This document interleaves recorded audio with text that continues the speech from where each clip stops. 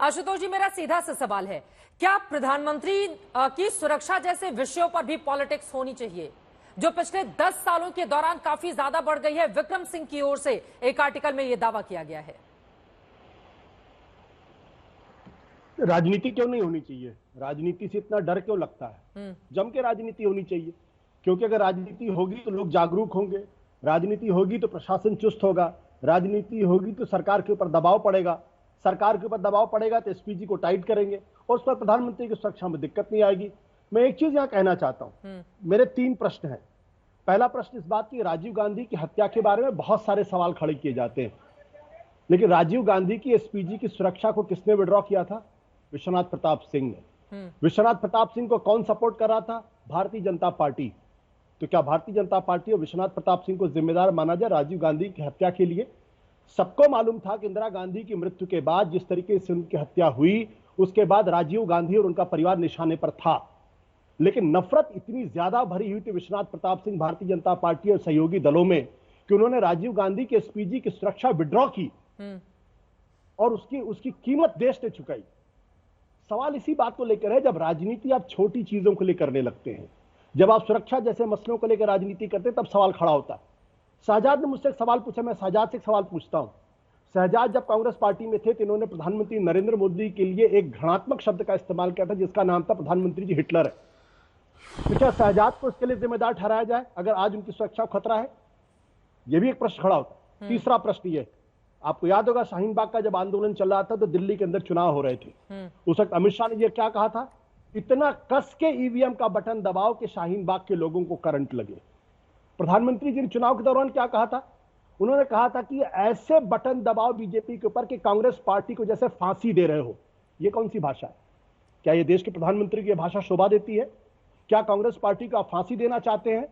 क्या शाहीन बाग में जो लोग आंदोलन ईमानदारी से कर रहे थे उनको करंट लगवाना चाहते हैं आप? तो जब देश के प्रधानमंत्री और देश के गृह मंत्री के पद पर बैठे हुए लोग ऐसी भाषा का इस्तेमाल करेंगे, उस पर भी सवाल। एक मिनट, चौथा मेरा प्रश्न इस बात को लेकर यह है कि अगर राहुल गांधी और उनके जैसे लोग अगर इस देश के अंदर हिंसा की राजनीति कर रहे हैं, हिंसा फैला रहे हैं, तो सरकार हाथ पर हाथ धरे बैठी क्यों है? फौरन एफआईआर दर्ज करिए और उनको गिरफ्तार करिए और 8-10 साल तक उनको बेल नहीं मिलनी चाहिए। ये राजनीति आप कर रहे हैं।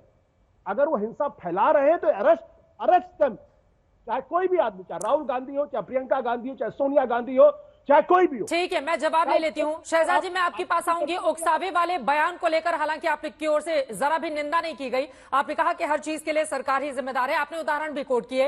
इसका जवाब वो देंगे। संगी जी, मैं फौरन आपके पास आ रही हूँ, लेकिन इस वक्त हमारे साथ पूर्व डीजीपी विक्रम सिंह जी जुड़ चुके हैं, जिनके आर्टिकल को लेकर भारतीय जनता पार्टी ने बाकायदा प्रेस कॉन्फ्रेंस की है। विक्रम सिंह जी, सीधे आपके पास आते हुए, आपको क्यों लगता है कि ट्रंप पर जो हमला हुआ वो ट्रंप के खिलाफ राजनीतिक दुष्प्रचार के कारण हुआ और फिर उसको आप भारत से जोड़कर तमाम बातें कहते हुए नजर आते हैं?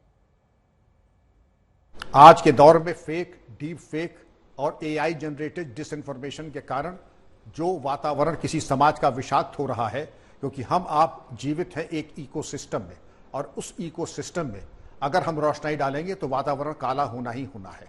उसमें कोई सात्विकता, कोई शांति की बात, कोई सौहार्द और सद्भाव की बात होगी तो वातावरण जो है सामान्य होगा और सौहार्दपूर्ण रहेगा। दुर्भाग्य से जो अमेरिका में हुआ और जापान में इसके पहले हुआ, शीर्षस्थ पूर्व राजनेताओं के ऊपर कातिलाना हमला हुआ, और जिसका एक मूल कारण यह था कि वातावरण का विषाक्त होना, आरोप प्रत्यारोप, झूठे सच्चे जो भी बेबुनियाद जो आरोप जो थे उनका लगाया जाना। और ये उम्मीद की जाती है, और ऐसे छोटे मोटे आरोप नहीं, ये कह देना कि अगर प्रधानमंत्री पर चप्पल फेंकी जाती बनारस में तो ये कह देना कि अब आपसे कोई डरता नहीं है। या इसके पहले भी प्रधानमंत्री के ऊपर इस तरीके की जनसभाओं में इस तरह की घटनाएं होती थी, तब तो कोई नहीं कहता। डर की बात कहाँ आई? मैं ले चलता हूं आपको बिहार में पटना में 2013 27 अक्टूबर को जनसभा हुई थी। पीएफआई के कार्डर्स ने वहां बम विस्फोट किया, 6 लोग हताहत हुए, उसके बारे में भी हल्का करके।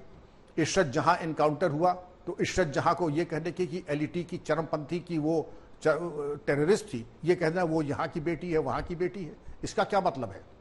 जो चरमपंथी है वो चरमपंथी है, बिल्कुल। फिर जो किसान एजिटेशन हुआ उसमें इस बात का एक समानता दिखाने की कोशिश की गई कि इंदिरा गांधी की जैसे हत्या हुई थी वैसे मोदी जी की भी हत्या हो जाएगी। आप और आगे चलिए, फिरोजपुर पंजाब में प्रधानमंत्री जी का दौरा था, पूरा कॉन्वॉय पाकिस्तान से बिल्कुल उनकी आर्टिलरी की मार के बिल्कुल रुक गया। बिल्कुल। चन्नी जी तत्कालीन मुख्यमंत्री पंजाब के, उन्होंने जिम्मेदारी लेना तो छोड़ दीजिए, उन्होंने यहां तक कह दिया कि ये एक स्टंट है और जिम्मेदारी ले, ऐसा कोई मिसाल ढूंढना मुश्किल है। जब निर्वाचित प्रधानमंत्री पूर्व घोषित निर्धारित कार्यक्रम के अनुसार अगर जाएं और उनका कार्यक्रम पूरा ना हो और बेशर्मी के साथ इसका ठीकरा भी केंद्र सरकार पर मढ़ दिया जाए। सुबोध कांत सहाय एक मंत्री हैं थे पहले, और वो कहते हैं कि मोदी जी बिल्कुल एडोल्फ हिटलर की तरह हो गए हैं। तो जैसा अंत दर्दनाक एडोल्फ हिटलर का हुआ, वैसे ही मोदी जी का भी होगा।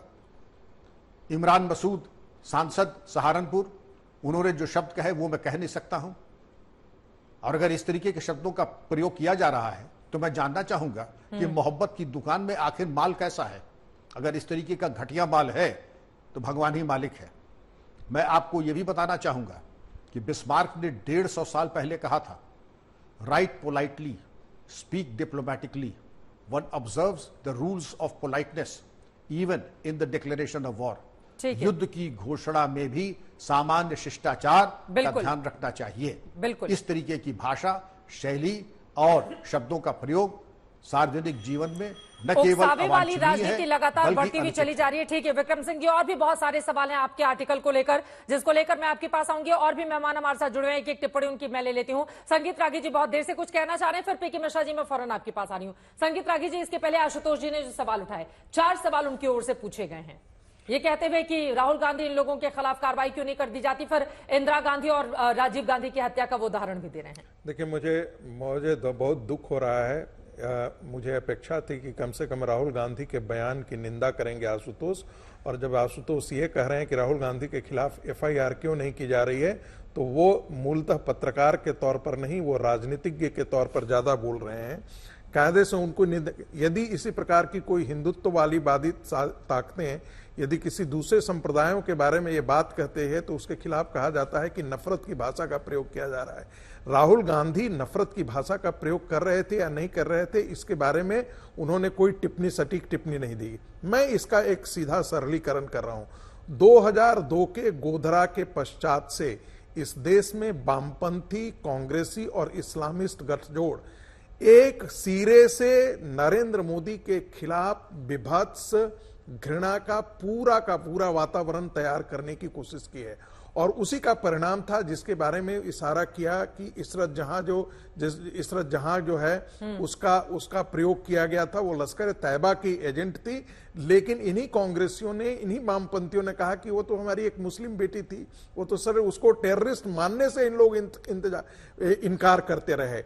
सिर्फ वही की बात नहीं है, ये जो गठजोड़ है नरेंद्र मोदी के खिलाफ एक घृणा का वातावरण तैयार करने का हमेशा कोशिश किया गया, और प्रधानमंत्री बनने के पश्चात तो इन्होंने, जैसे कांग्रेस पार्टी ने एक ढंग से और वामपंथियों ने एक ढंग से ये अभियान ही छेड़ दिया।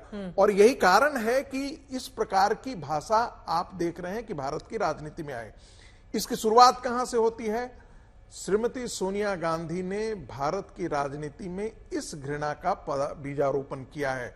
जब मौत का सौदागर जैसे शब्द का प्रयोग करना शुरू किया था, पहले विपक्ष और पक्ष के सत्ता पक्ष के बीच में संवाद की एक परंपरा होती थी, इस संवाद की परंपरा को तोड़ने का काम सिर्फ उन्होंने किया है।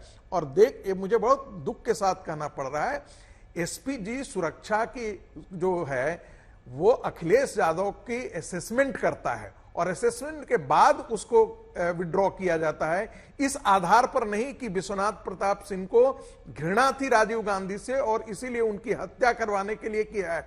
चूंकि राजीव गांधी की हत्या अपने लोगों, अपने एक भीड़ में वो गए थे, वहां पर उनकी है SPG की, उसमें मैं कहीं से गलती नहीं मानता हूं। सुरक्षा की इतनी चूक हुई कि उनको अपने घेरे में रखना चाहिए था और उस भीड़ में नहीं जाना चाहिए था। सामान्यतः नेता अपने आप को नहीं रोक पाते हैं, यही गलती हुई, और क्या पता उसके पीछे कौन कौन सी चीजें हैं।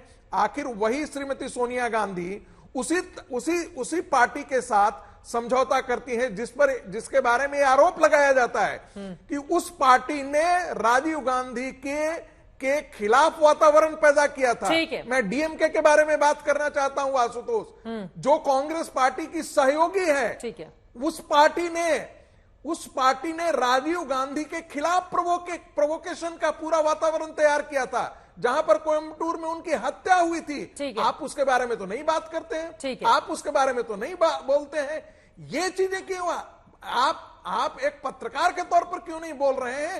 राजनीति इसमें मत कीजिए। कम से कम हमको इस चीज को स्वीकार करना चाहिए कि ये भाषा, चाहे वो कांग्रेस पार्टी से हो, चाहे वो भारतीय जनता पार्टी से हो, इस प्रकार की भाषा का प्रयोग मर जाए। ये किसने शुरू किया था? ठीक है। ये वामपंथियों ने शुरू किया बाकी लोग भी था। हाथ उठा रहे हैं, मैं सबके पास आऊंगी, ये लेकिन पीके वामपंथियों मिश्रा ने जी, शुरू किया था। पूर्व और ऑफिसर उसका एसपीजी के मैं हमारे बस साथ जुड़े 10 हुए हैं, सेकंड जल्दी से लूंगा। उनकी कांग्रेस पार्टी का वामपंथीकरण और इस्लामीकरण हो चुका है, इसीलिए कांग्रेस की नसों में इस प्रकार के भाषा का पीके पदार्पण हो मिश्रा गया जी है।